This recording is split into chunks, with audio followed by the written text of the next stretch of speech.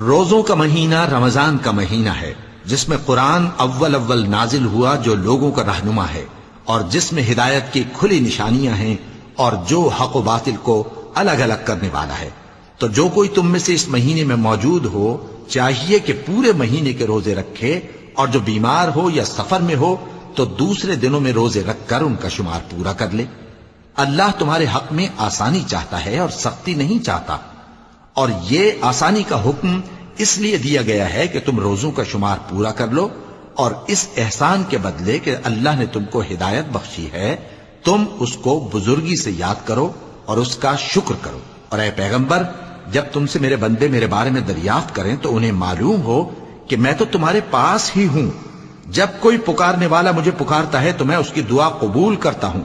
تو ان کو چاہیے کہ میرے حکموں کو مانیں اور مجھ پر ایمان رکھیں تاکہ نیک رستہ پائیں۔